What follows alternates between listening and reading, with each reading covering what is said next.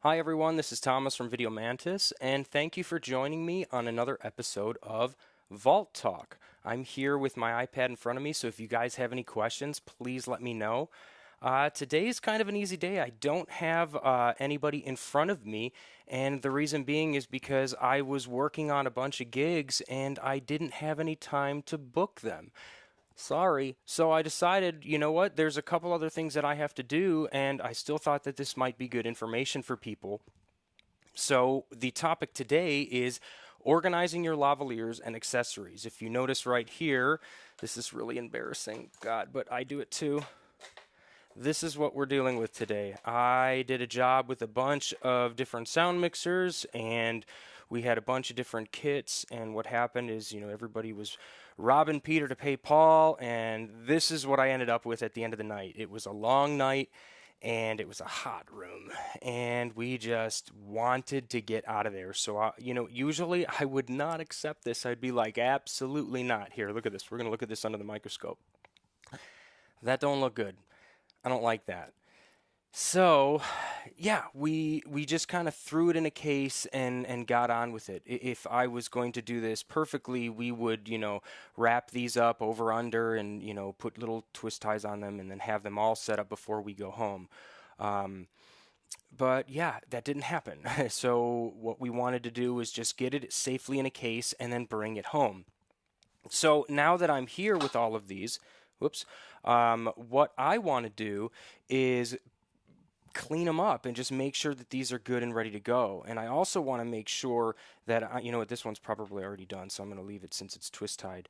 But I want to make sure that these lavaliers aren't damaged because I just finished this job. So the one thing that I don't want to do is be like, oh, I'm done, throw this in a box and forget about it.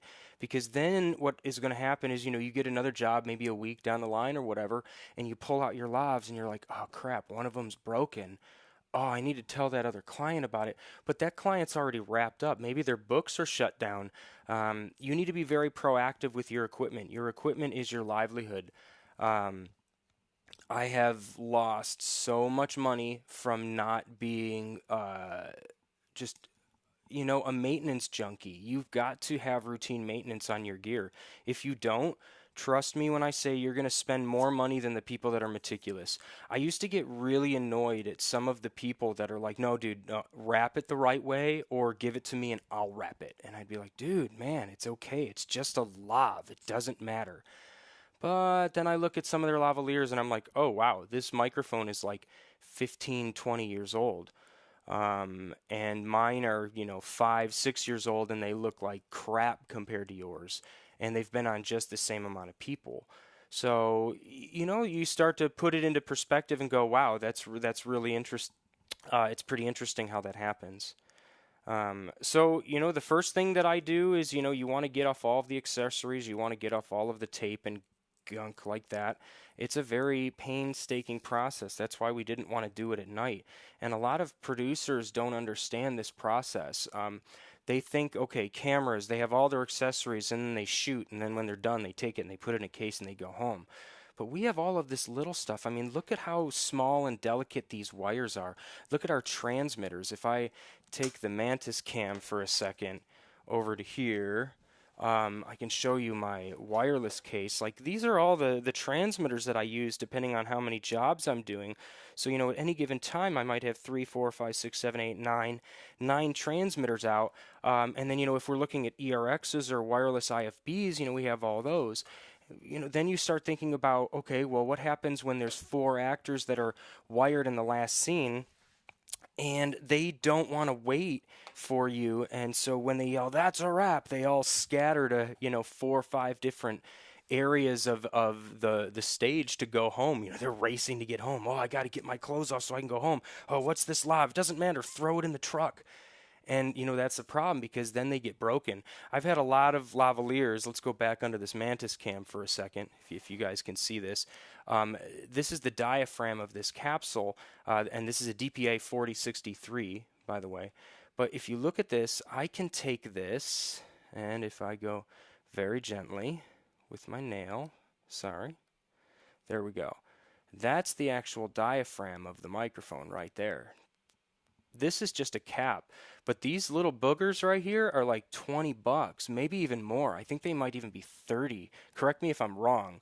Um, yeah, this is just something that you don't want to have a problem with, and you don't want to be missing these because you know you're not going to put a microphone on somebody like this because man, all you're going to do is get dirt and gunk and sweat and crap into the element.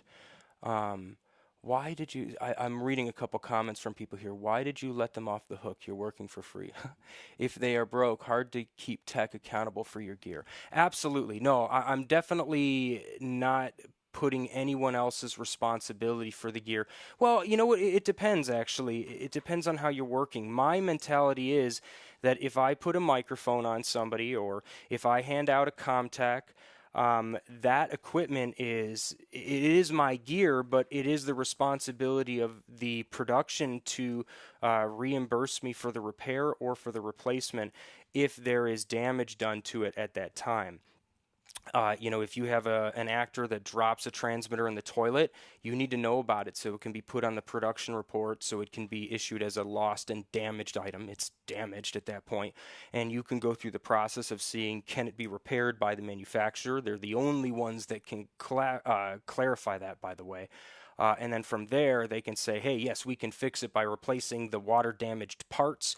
Here, it's going to be this much. Or, you need a brand new transmitter. It's going to cost this much.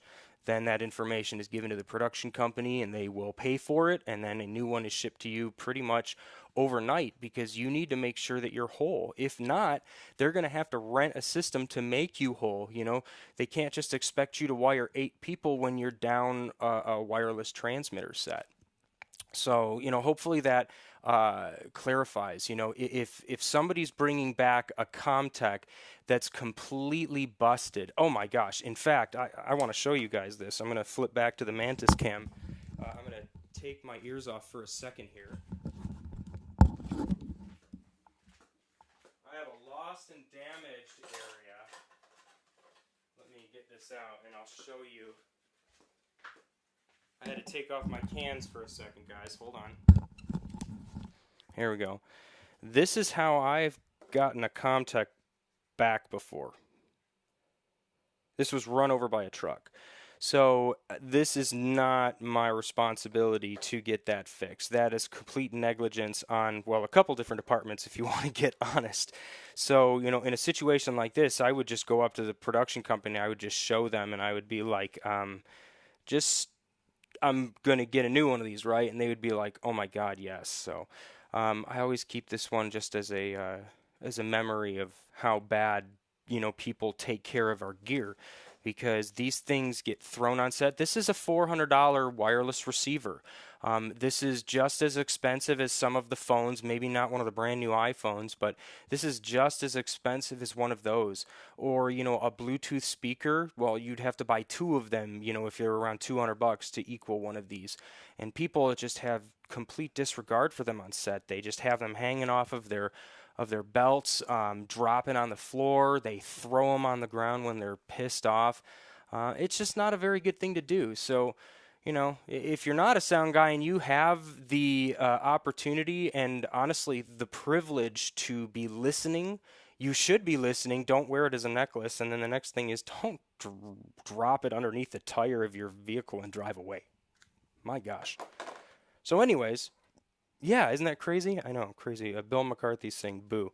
I completely agree with you.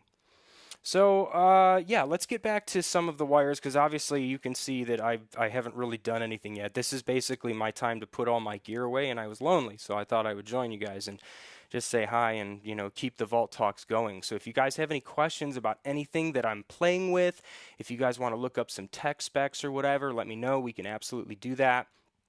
But yeah, what I'm trying to do is just keep myself a little bit more organized. I've been doing this for about 15 years now. And the thing that I've noticed is that as I've gotten, bigger and better in my profession, whatever, as I've moved up the ropes, the one thing that happens is I don't have time for things, and I use that all the time. Oh, I don't have time for that. There's just no time. I've got to prep for this job. I got to prep for that job. There's just no time for this. So I need to find ways of, keeping myself organized so this kind of crap doesn't happen. And, unfortunately, there's not a huge way of doing that, um, except for just being slow and just taking things easy. I have a friend that gave me a message and he says, slow is smooth, smooth is fast. That's from Eric Ballou of Cannibal Industries. And, sometimes I repeat that to myself just to help because it definitely helps when you're at the end of the night and you're just like, I want to go home. It's like, well, yes, I know you want to go home, but you also have to understand that you have 30, 40, $50,000 investment of lavaliers in front of you and all these wireless transmitters and contacts that if you don't put them away properly, they're going to get damaged. I want to show you how diligent you guys should be. These are all of my headphones that I have for IFBs for my Comtex. When I'm done at the end of the day, I take them and I put them in bags. And the reason why I do that is because if I have 8 bags that are empty during the day, that means that I have 8 Comtex out. So when the Comtex come back with the headphones, I put them back in the bags. So at the end of the day, if I have 2 bags left over, I know that there are 2 Comtex that are still left out. That's one silly way that I've remembered how to do it. I'll show you guys my drawer of headphones. So basically, I have all of my bigger headphones over here, smaller ones back here, just like little jinkies like that. And then we have all of my earbuds. Gosh, even all you can see how many iPhones I've had in the past. But all of my mono earbuds as well as my uh, tactical halter technical ear gadgets. Right here, I love these guys. The field monitors are incredible. So, all right, so let's get back to these wires. So, and let's see here. Bill McCarthy says, I say that to people on set all the time, especially newbies. Picked up the term watching Generation Kill on HBO. Yeah, that's for sure. We just have to make sure that people are respecting our equipment as much as possible. When people run up and they say, I need a Comtech, it's like, okay, I know that somebody yelled at you to go get you a Comtech, but who's it for? What's the situation? You don't want to just hand them out to people because then what happens is they walk away because they shouldn't have had one to begin with.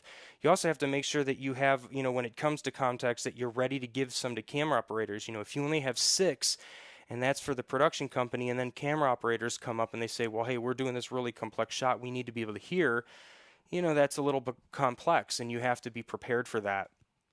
Yeah, so those are some things.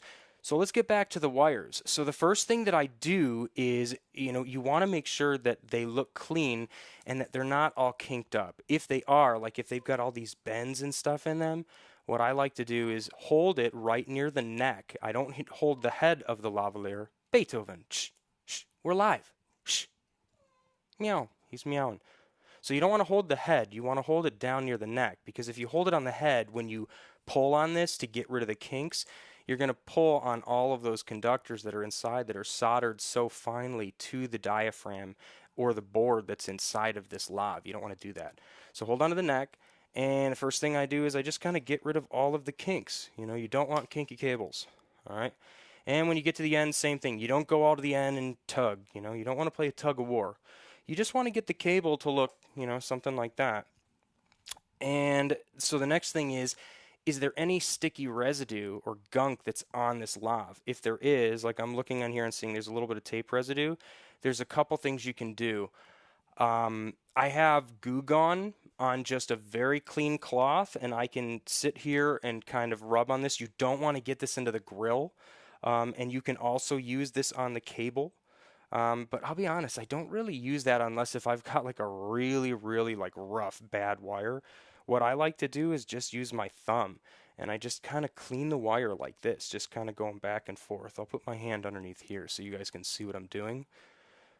I'm just kind of rubbing down the cable, and if there was gunky residue on this, you would see it just start to kind of peel off. There's a little bit of a fleck on my finger right there. Well, yeah, you just kind of do that to clean it off. And then if you want to, you can grab the wire and then kind of clean it like that and get all the gunk off, which is really nice. You'll notice that you get the little black streaks on the cable right there. So yeah, so that's what you do for checking your wires and making sure that they're, good and clean. But the next thing that you need to do is once you get all the gunky residue off, you need to inspect your wires. You want to make sure that they're not broken. There's a few different places that they can break. First thing is, like we talked about, the cap might be missing because somebody went, "Oh yeah, no worries, I'll take it off," and they just rip it off and hand it to you. Happened to me, two different actors in the past week, and I'm like, "No, no, no, no, don't. Oh, okay, you did it. All right, cool." And now I have to build a production for those caps because I couldn't find them. So yeah, that's the first thing is we might lose accessories that way. They might break the accessories if they're coming off. But then from there, we want to start going down and we might say, well, maybe they tugged on that wire or maybe there was something weird going on and it broke the conductors coming out. I've seen lavaliers that have, let's go under here again, let's go under our microscope. That have all the conductors pulled out right here. So if you see, like this is basically a perfect molded lavalier. And if when you get your microphones back, if they don't look perfectly molded like that, that means that there was some crazy tugging tension on this microphone, and that's no good. You don't want that stuff happening. Like if you have that, what's going to end up happening is as this bends back and forth, it's going to end up starting to crackle and it's just going to wear down over time and you're just going to have a bad lav that's going to need to be replaced. I hate to say it. When you see stuff up there like that, it's probably going to need to be replaced. I know that there's some people that say, no, no, no, no, no, no, no, we can get the special microphone cable and we can replace the Sanken COS 11 cables and stuff. If you want to play that game, you can. But I'm sorry, if a lavalier breaks on set while it is the responsibility of production to repair your gear, then you should just be getting a brand new wire. I don't want to play games and say, okay, when I bought this microphone, it was $500 and then it cost me $88 to have it soldered with the correct termination for my wireless system. So this microphone costs upwards of $550. And then it accidentally breaks by one of your talent. So what I want you to do is to repair it so it isn't 100% like it came from the factory, instead of just buying me a new one and making me whole again. Like, why would I want somebody to repair it and have it not be as the same highest 100% quality than from when I purchased it? So Bill McCarthy is saying, well, off-topic question, how are you using your iPhone as a wireless source for the stream? I'm on Mac and use OBS for my streams, but now I need that feature. Bill, I tell you what, why don't you private message me and I will absolutely share that information with you. It's actually a pretty fun setup. It's a little bit expensive, but it is pretty fun to do.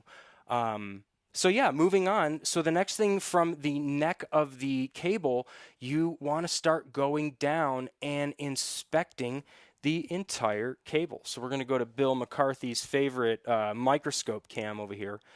And all I'm doing is looking at this. I can see this better than you can. Obviously, I'm just using a phone for this. Oh, and in fact, you know what, Bill? You reminded me. This phone says it's at 10%, so I need to plug it in. So thank you for reminding me. If you didn't do that little off topic, I would have forgotten. Then it dies, and I go, what's going on? So anyways, I'm just going down the cable, and oh, here's some gunk. So here we go. So I'm just going to take my finger and just go like that. And there you go. It's gone. Like it was never there. All right. But I keep going down the cable and I'm twisting it in my hands and I'm just looking to see if there's any cuts in the cable. Sometimes, people have keys in their pocket and they're not thinking. But if you put the transmitter that has the cable connected to it in a pocket that has nothing in it, if they have keys or a phone, say, hey, can you move all of that other gunk to another pocket so we don't have this happen. Because if not, what happens is they forget and they put their keys in that pocket, and then they have all their keys kind of sawing at the cable as they're walking around throughout the day. That's no fun. And the problem with that is that since it's happening along the cable, you don't know where it happened. So you just want to be careful about that. Now, just like the neck of the cable, the next part that we need to be focused on is this part right here, which is basically the bottom part, the strain relief that connects to the connector. This part is the #1 spot that lavaliers break. And the reason being is because, man, a lot of people don't know how to do strain relief. It is absolutely crazy. All right, I'm going to grab a Zaxcom transmitter here, and I'm going to connect this. Oh my God, what am I doing? I'm connecting it to the RF port. Jesus. All right, this is a 3-pin LEMO. Okay, so I have it connected here. Now this is the one thing that you don't want to do. Here, let's go into the microscope to show people major no-no. Don't do this. I'll see people do that, or they'll do that and then they'll wrap it like this. Oh my God, I'm scared doing this right now. I don't even want to do it that hard, but I mean, I've seen this like completely bent 90 degrees or 180 degrees back around like somebody's doing a donut in this cable. Oh my gosh, you do not want to do that. All that's doing is just ripping somebody's hair out of their scalp. You don't want to do that. Instead, what you want to do is clip this on and put your strain relief, have it loose like that. That's not going to bother anybody if it's in there, if it's underneath their shirt. And then you can put all the strain relief, tucked along the side or something like that. So that's a safer way. But anyways, I'll put this transmitter back for now. If we need them, let me know. If you guys have any question about Zaxcom transmitters, let me know. I'm here for you. But yeah, so that's the idea with that. You want to check your lavs because here's the thing. You want to make sure that they work. After your job, before you put all your gear away, make sure that you hello, check, and physically test, check. Check your wires, plug it in. If you don't do this on the job, you need to be doing this at home because that very next day when you test your equipment and you do your routine maintenance, you go, whoa, oh, wait, hello, check. I have a bad wire. I need to tell production right now. I need to contact my retail service company, let them know that they have one coming. To be honest, a lot of these lavs pretty much just have default prices, whatever it is. It's like, okay, that lav is going to be this connector plus this price for wiring. Boom. They can give you a quote, you give it to your company, they fix it, and it'll be done in a couple days or a couple weeks, depending on their service times, because I know that these service companies get very, very busy. But if you don't do that now, you're going to have a problem, and then you're going to be like, oh crap, I have a job and I need all of my wires and 2 of them are broken and I wasn't responsible and now I have a problem. So don't be that person, okay? So next thing is you don't want to leave all of this type of gunk on your cables. So you want to make sure that you're pulling this off. But you have to be very careful with these different types of tapes that we use. I have a couple different pieces of tapes because the person that I was wiring was extremely sweaty. So I had a bunion cushion. I had double-sided super top stick. I had Rycoat overcovers and a whole bunch of other stuff just to adhere this stuff. I almost actually had to go to lav straps. If you guys haven't seen those, I'll show you guys those in a few minutes as well. But yeah, you need to get off all of the gunk. Don't be pulling cables if they're in the middle of a rat's nest like this. You need to be very, very gentle. If it was any harder than that, I wouldn't have been tugging. And yeah. So we're just basically looking through. Yep, this one's a little dirty, so I'm going to go ahead and clean it off. Just like that. Perfect. So that's the idea with that. Okay. So next, you know what, I could be doing this all day in front of you, so I'm not going to sit here and just keep rubbing these cables in front of you. But we are going to wrap up a couple more. And then I'm actually going to show you guys, a cool product from K-Tek. If you guys don't know, we are sponsored by K-Tek. They are really, really good friends of mine. I love them over there. And they sent me over a product that I don't know if you guys know about yet, and it directly relates to what we're talking about here. And you know what? I'll be honest with you. The first time I heard about this product, I'll be honest, I kind of rolled my eyes and I was like, oh gosh, another silly product that we have to buy. I don't want this thing. Oh, look, see, I'm not even doing my job. I got to take all this stuff off first. You'll notice that when I take this kind of stuff off, I don't grab the cable and peel the sticker. I physically go really close to it and peel the lav off of the sticker. If you're peeling the sticker off of the lav, what's going to happen is you're going to get to a point where you're tugging on the head and you're putting a lot of tension on the head of the lav. So always pull apart the other way. Pull the lav off of the tape gently, and that will keep your stuff clean. Okay. So continuing, yeah, it sounds like I'm already bashing the product, but no, I love the product, and I love it when I'm proven wrong about the necessity of a product and why it works. So I'm going to flip over here for a second again to show you, I do my best to stay as organized as I can. So, I have all of these drawers here where, this is like my live drawer with all of my cameras and stuff. And then, I have all of my cables that are organized into different sections. These are my specialty cables that I just grab and take on a job when I need, and so forth. Those are all my Zaxcom cables over there. And, then when we get up here, we get to all of my wireless and stuff. I like having things separated where I can easily see and go, hey, there's a hole, there's something's missing. That definitely helps to just know, because when everything is in a case, if you don't open the case, you don't know what's there. So for the past, I would say 10 years or so, I've been using, I'm actually bringing in a couple products here, but I've been using these Countryman pouches. I did a job where I was an audio supervisor for National Geographic, and we did this crazy job where we were working with construction workers that ripped all of these boulders out of the mountains so they wouldn't fall on cars that were traveling below. It was a crazy job. We had to have 16 people wired for about 12 hours a day, and they go up on the mountain, and the second that they go up, we're not allowed to touch them anymore until they come down for lunch, they eat, and then they go up, and then they come back down again another 8 hours later, or 6 to 8 hours. So it was a very, very hectic shoot. And we had a ton of stuff out.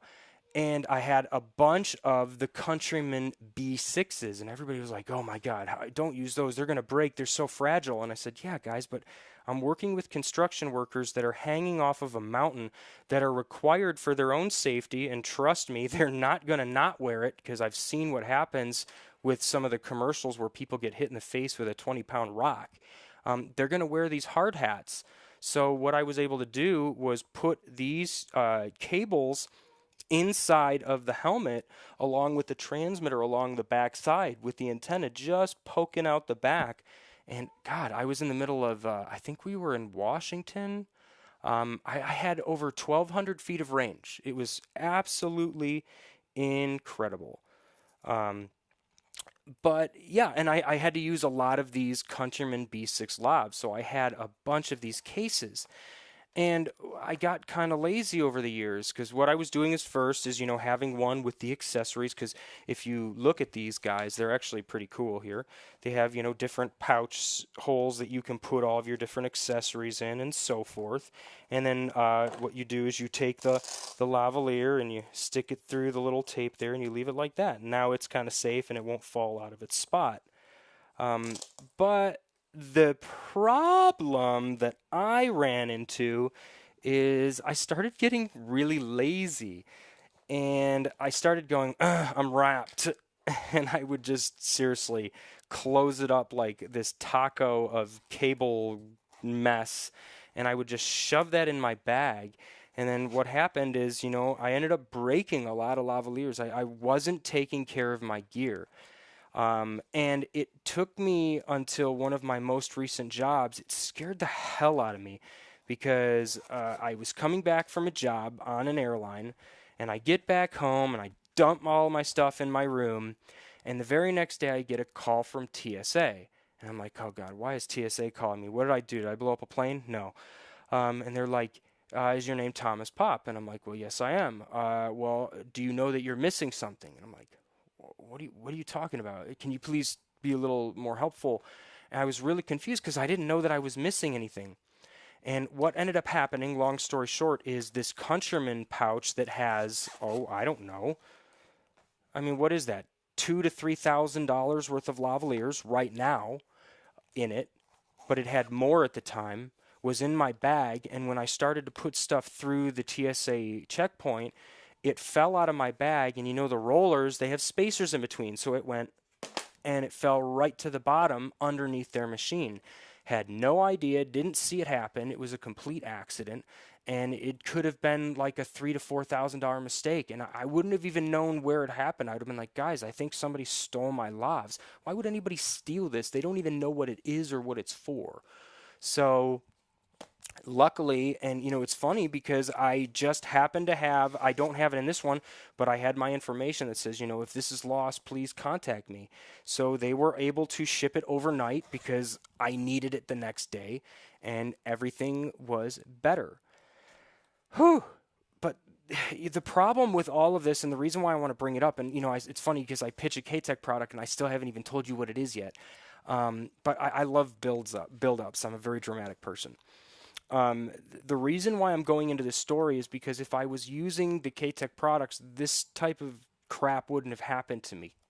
Um, I only needed three wires for that job. So, you know, even if I was being careful and taking like a fourth or a fifth with me, I have like 7 or 8 in here.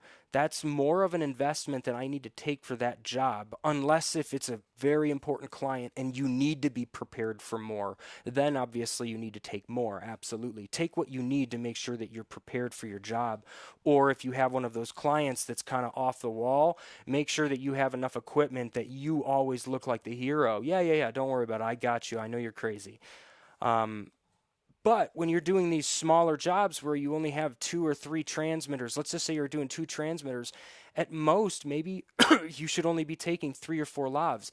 Don't take 8 or 9 lavs where you're going to be an oopsie like me and lose this and then almost have a $3,000 to $4,000 investment that you're going to have to purchase. Man, I don't want to have to do that. Cut to the K-Tek Stingray lav pouches. These little guys, let's switch over to the Mantis microscope cam right here. These guys are awesome. You know, it's funny, I had some open and I still opened up another bag. These little guys, and it's funny, I thought that they were kind of a joke at first, but once I realized, you know what? Why am I bringing all of my investment to my job every single time I work? There's no point because you know what's going to happen? I'm going to say, hey, I know that, you know, this job only has like 2 or 3 people, but I lost the thing that had like 15 wires in it, and that's like a $10,000 investment, and I'm going to need you to pay for that. And they're like, dude, we're doing an interview with one person. I'm not responsible for all the other gear that got lost because you're bringing your entire arsenal when you don't need to. Bring what you need. And so this is a very cool thing. They come in 3 different pouches. They have one of them, well, all of them look this way. It's basically black on one side that has the K-Tek Stingray logo, and then on the other side, it's a clear pouch, and then on the top, it has a white section. We'll switch over to 4 here. Where you can write with a marker what it is. So what I would do is write, you know, DPA 4063 plus accessories or plus ACC. And the whole idea is you just squeeze it. Boop. It's new, so it was a little tough to do the first time. Maybe if you just kind of go like that. Now it's perfect and easy to open. But the idea is just take a wire and stick it inside of here like that and shut it, and there it is. So the idea is that, oh, I need to do a job with 3 microphones. So here, I'll do my quick setup. Yeah, you just do that little wiggle like that and it gets it set up. So there's my second wire, and then we'll do my third one right here. So I'll just do the little wiggle, bump, bump, like that. And then we'll throw another B6 in here. And there you go. So the thing that I like about this is, if you have this inside of a cart, you can have these all up like this and be like, okay, I need, which lav do I need? And just kind of go through and see, that's the one I need. Pull it out, and then you have all of your accessories. If you're handing this to a wardrobe department, man, this is a lot easier than going, can you hold out your hand? Here's the accessories. Yeah, let me hand you all of this gack. You know what? Why don't you just take that? You put in the couple things that they need, and then you give them a tape roll with it, and you go, here's the transmitter, here's this, and here's a tape roll. Or give them a tape roll at the beginning of the year and say, if you run out, we'll give you another one. But yeah, this is so much better than just going like this. Here, take this. I absolutely love this, and what I'm going to start doing is putting these for all of my Lavaliers, because it's going to stop me from going, okay, let me take the whole entire case.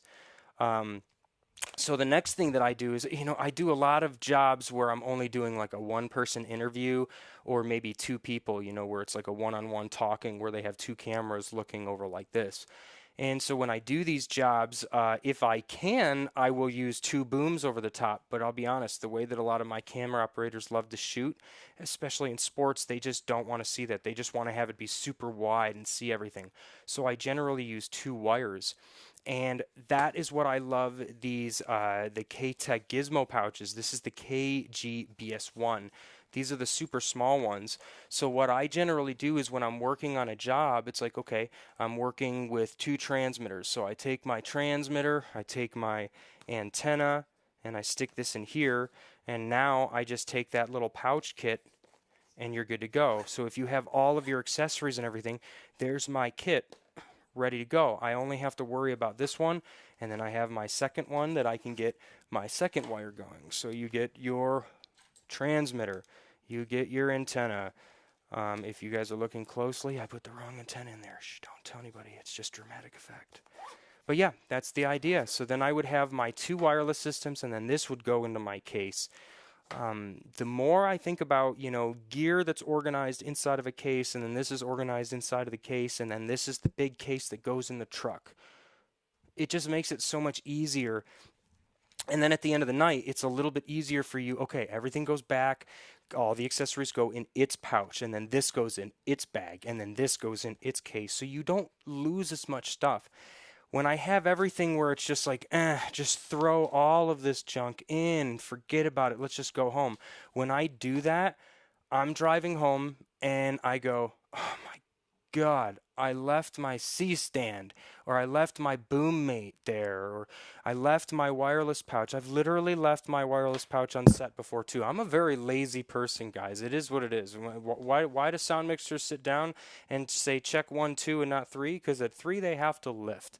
We don't like to do that. I'm teasing, but it's funny. We like to just be concentrated, and we're gear tinkerers, and we don't like to expend as much energy because we're focusing on so much that's happening in between our ears. So, yeah. So that's pretty much my idea of how I like to organize all of my lavs. These things will absolutely save your butt, because you go, okay, I'm using 3 wires, so bring 4 of these little pouches that have all of them. The K-Tek Stingray Lav pouches. You guys absolutely have to check them out. These guys are available in 3 packs when you get them. And I'll be honest, I don't remember the price right now. In fact, I might be able to look it up for you. Let me take a peek while I show you guys those. Pum, pum, pum.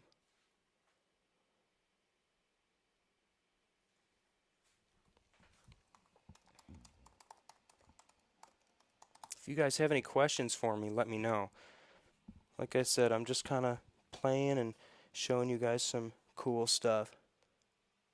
Oh, the pouch bill is called the K-Tek Stingray Lav pouches. So yeah, and in fact, they're $19 for a pack of 3. So I mean, this is something that is very, very easy to, get and to include in the kit to make yourself a little bit more organized. The biggest thing that I can say is that I've worked with a lot of people because I'm a sound mixer, but in the union I'm a sound utility technician. And the one thing that I can tell you is that the professionals, or the ones that I declare professionals, are the ones that are super organized. Like the ones that I want to work for are the ones that have super organized carts that have their system down. They've been like, no, no, no, no, I've been doing this for 15, 20 years and I figured out the way that leads me to success. And it involves me having my cart set up this way because everybody has their cart set up differently. But the more organized that you can be, the better off for everyone. It just makes everyone's life easier. It speeds up the process of the show. It speeds up everything. So yeah. So next thing is obviously we have, like I said, all of the K-Tek stringy pouches. If I am doing a big job, I still might bring something like this where I would put, all of my lavs inside of here and then close them up. Or to be honest, in fact, I don't think it fits in here very well. Yeah, it does. So, if you wanted to like put them inside of here and then have that inside of your bag, you absolutely could. Or what might even be easier if you're working in an ENG setting, you can take all of these and put them in one of the Gizmo bags, like so.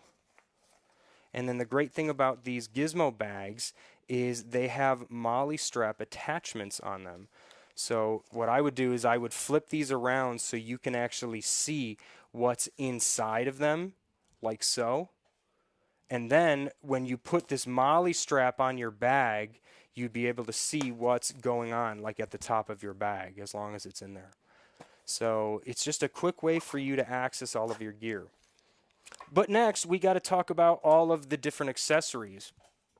You know what? I don't really know of anybody that has a cool like accessory bin for all of like the different wiring accessories. A lot of people don't know this, at least the people that aren't sound engineers.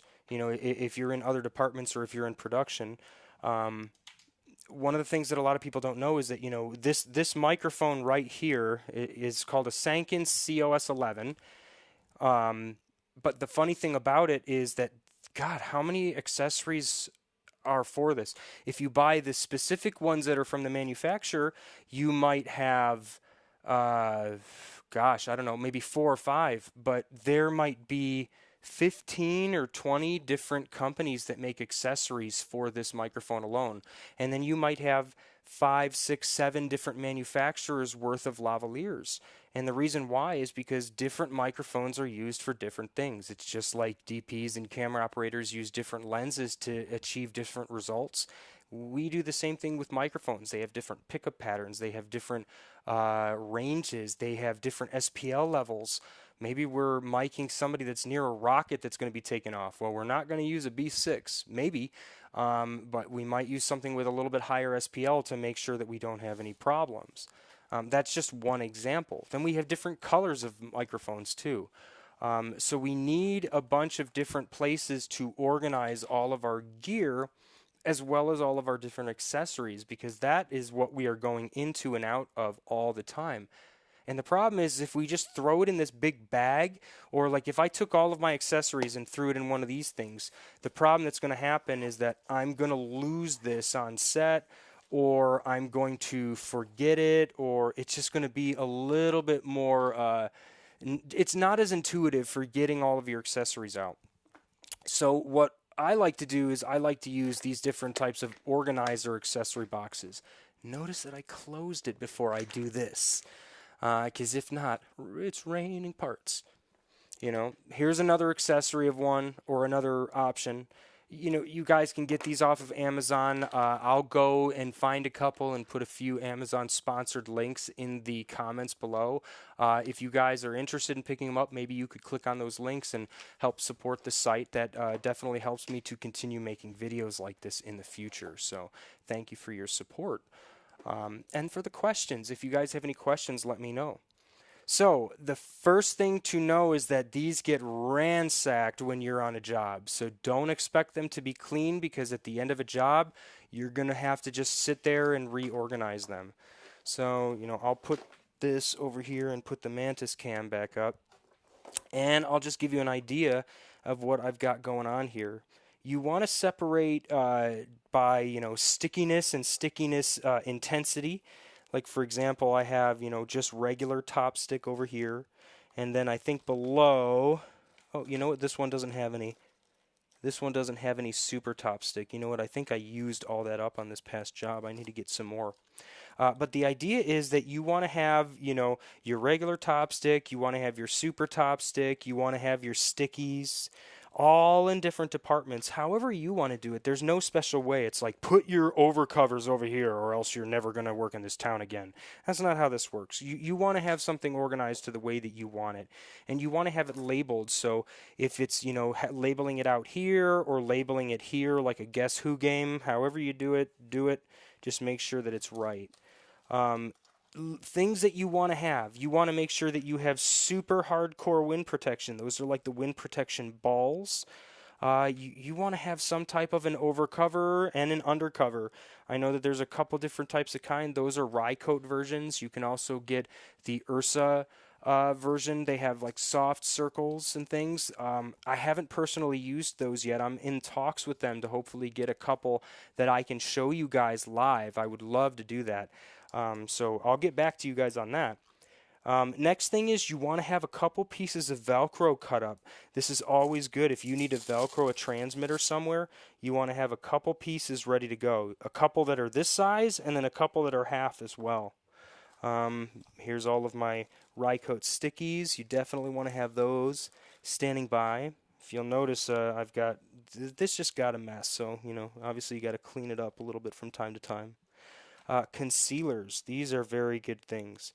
But, like I said, is that what I recommend is that, if you have a microphone, you need to find all of the different accessories that go with this microphone, and then you need to put those into one of those, Stingray Lav pouches. So then if you have extras, those are the extras that go in these cases that either stay at home or in your storage facility or wherever.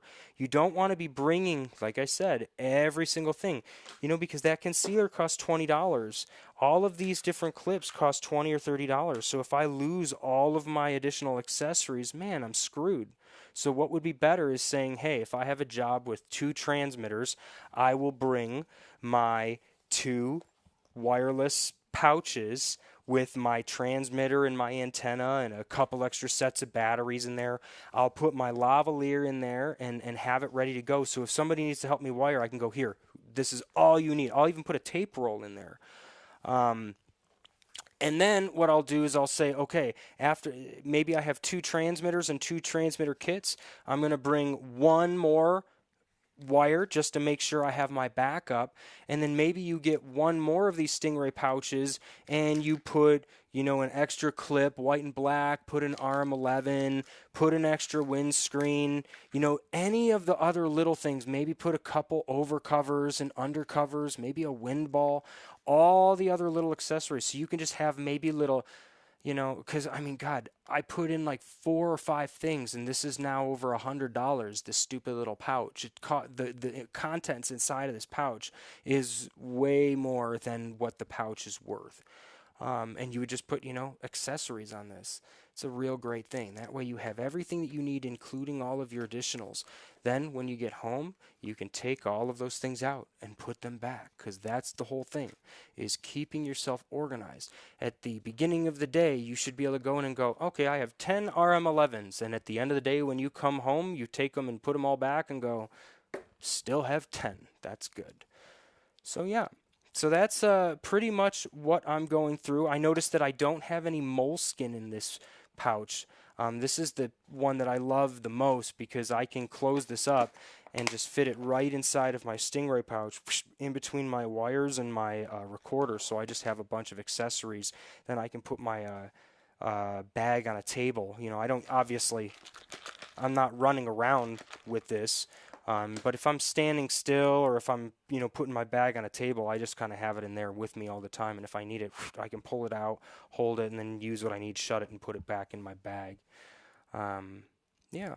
Guys, if you have any questions, this is a Vault Talk. My name is Thomas Pop. I'm just here in my post facility, putting away gear, keeping stuff organized, talking about lost and damaged reports, showing people these new K-Tek Stingray Lav pouches, 3-pack for $19. Very, very cool accessory to keep yourself organized. And if you guys have any recommendations and ways that you keep yourself organized, please let me know.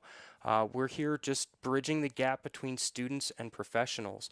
I truly believe that if we learn together and we learn to keep more organized as a group, it's only going to improve the types of jobs that everybody gets, and helps to make sure that when we work on these jobs that we're getting the rates that we deserve and that are, pretty much accurate. Um, One of the things that's very, very important to me is helping to keep people organized, because I've had so much gear lost in my 10, 15 years of doing this, either from me being stupid and just leaving gear on set and forgetting, or letting people borrow and then being irresponsible and forgetting to get it back, and then having that friend also forget to give it back as well.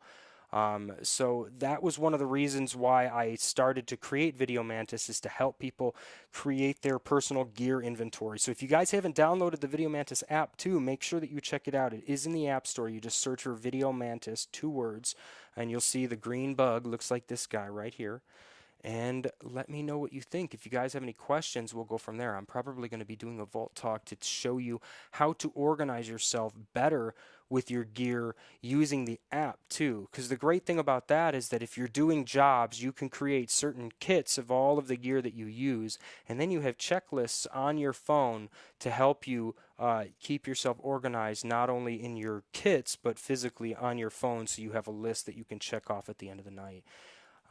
So yeah, it's something that's very, very helpful, and there's also some tax incentives and things that can help you. If you're purchasing gear and saving in your inventory right away, we can do a lot of really cool things. So that's that, guys. This is another Vault Talk. Hopefully you enjoyed this conversation. If you guys have any questions, please leave them in the comments below. And don't forget to like us and subscribe on Facebook and YouTube. That way you get the notifications when we go live next. We'll see you soon, guys. Take care. Thanks for joining. Bye.